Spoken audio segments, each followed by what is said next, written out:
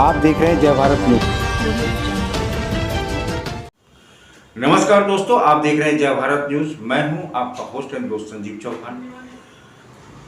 भारत देश में जिस तरह लव जिहाद का केस बढ़ता जा रहा है, वहीं हाल ही के घटना बुराड़ी विधानसभा क्षेत्र मुकुंदपुर में ये लव जिहाद का एक घटना घटित हुआ, जो बिल्कुल निंदनीय है। निर्ममता के साथ हत्या की गई और इस केस को जब हमारे जिला महामंत्री एडवोकेट श्वेता कौशिक जी ने अपने हाथ में लिया और इस केस की गहराई तक गए, तो इकोनॉमी लेस परिवार जिसके साथ की ये घटना हुआ है, वो बड़ी दर्द भरी कहानी अपने बताते हुए उन्होंने बताया और फिर इस केस पे एडवोकेट श्वेता कौशिक जी ने अपने संज्ञान में लेते हुए इसको आगे बढ़ाया।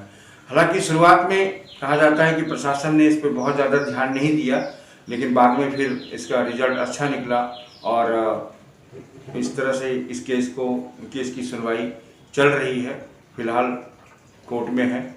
और जब हमारी इस बात को लेकर एडवोकेट श्वेता कौशिक जी से हमारे संवाददाता ने बात की, तो देखिए उन्होंने क्या कहा। आपका जय भारत न्यूज़ पे बहुत बहुत स्वागत है।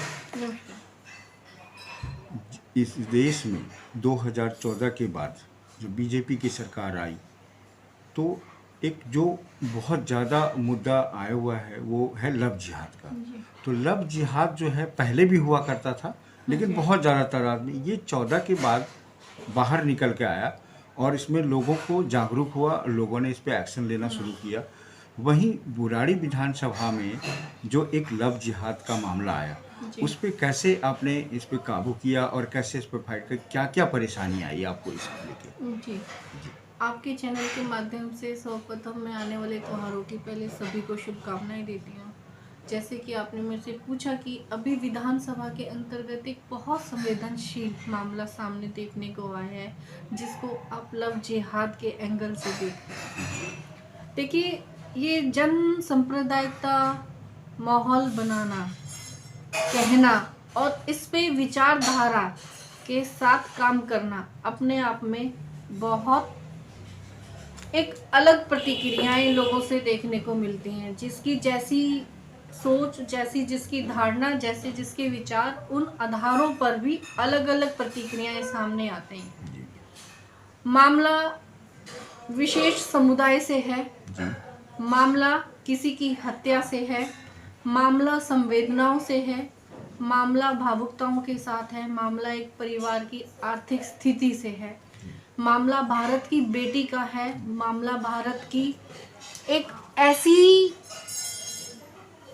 संवेदनशील प्रतिभाओं के साथ मैं इस चीज़ को कहूँगी कि आने वाले समय में या जो बीत चुका है उस समय के उदाहरणों के साथ का है। तो जैसे कि आपने बोला कि आपने इस चीज़ को कैसे हैंडल करा, उस सवाल पे तो मैं कहूँगी कि हैंडल का तो इसमें माहौल बनाना भी पड़ा, क्योंकि एक गरीब जब विशेष इसमें एलिमेंट्स आ जाता है तो वहाँ पर हमारा प्रशासन, हमारे क्षेत्रीय मदद करने वाले हाथ और आसपास के लोग बाग सभी उस चीज़ को अपने तरीके से हैंडल करना शुरू कर दे रहे। तो जिस तरीके से मैंने इससे पहले भी अपने विचारों को रखा था कि उस परिवार की परिस्थितियों को देखते हुए उनके अनुसार मैं उनके साथ खड़ी रही, उनके उस समय में साथ खड़ी रही जब उन्हें वास्तविकता में ज़रूरत थी एक सहारे की, जब उनको सुनने वाला कोई नहीं था। उस समय में उनकी सुनवाई के लिए जो प्रथम रूप से तैयारी होती है, उसके साथ खड़ा होना, उनकी चीज़ों को आगे तक पहुंचाना और उनके लिए संवेदनाओं के साथ उनको धैर्य देना उस समय में। तो उन चीज़ों को आज भी मैं कर रही हूँ और लगातार करने का प्रयास करती रहूँगी। तो हैंडल तो अपने आप हो ही रहा है। बाकी मेरी असली मदद उन लोगों की जब होगी कि मैं कीर्ति हत्याकांड में उन्हें कुछ रिबेट या उनको कुछ इस तरीके का सहारा दे सकूं, कुछ उनके लिए न्याय करवा सकूं, ये मेरे साथ खुद के लिए एक बहुत अहम सवाल है मैम, देखा जाता है कि भारतवर्ष में कि आर्थिक रूप से अगर कमज़ोर हो जी तो प्रशासन कहीं ना कहीं उसमें ढिलाई देता है। जी। तो क्या इस मामले में प्रशासन ने आपकी हेल्प की? देखिए प्रशासन बिल्कुल साथ भी है, लेकिन जो शुरुआती दौर में उनकी मदद होनी चाहिए थी वो नहीं हुई, वो कहीं ना वहाँ कहीं कोई चूक रह गई चुप है। रह गई। लेकिन अब जैसे जैसे ये मामला तूड़ पकड़ता जा रहा है, वैसे वैसे प्रशासन भी अपनी प्रतिक्रियाएं दिखा रहा दिखा है। रहा है।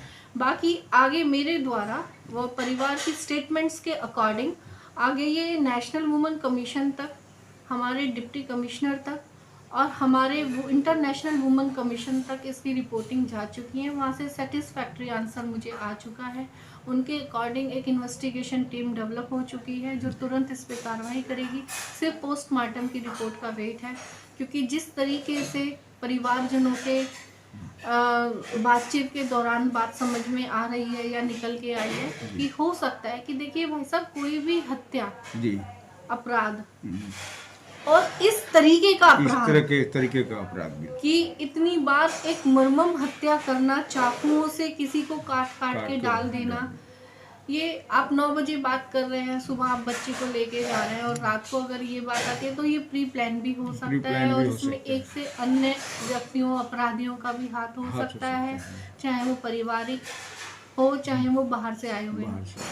लेकिन बात ये होती है कि ऐसा उस रात हुआ क्या कि इस तरीके की हत्या को अंजाम देना पड़ा। तो ये इन्वेस्टिगेशन पॉइंट पे अधिकारियों की भी जिम्मेदारी बनती है और हमारे जैसे लोगों की भी जिम्मेदारी बनती है, क्षेत्रीय लोगों की भी जिम्मेदारी पड़ती है कि अगर आपके आसपास अगर ऐसा कांड, स्कैंडल या इस तरीके की हत्याएं हो रही हैं तो अपने आसपास अवेयर रहें और अपनी बच्चियों को भी ऐसे जालसाजियों से बचा के रखें। समझा के चैनल के माध्यम से मैं यही कहना चाहूँगी कि आने वाले त्योहारों की, दिवाली, छठ पूजा की, भैया दूज की, गोवर्धन की, आप सभी को बहुत बहुत शुभकामनाएं।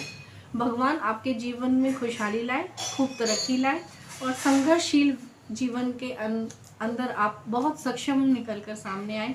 अपनी प्रतिभाओं में अपने बच्चों को सुरक्षित रखें, यही मेरी आप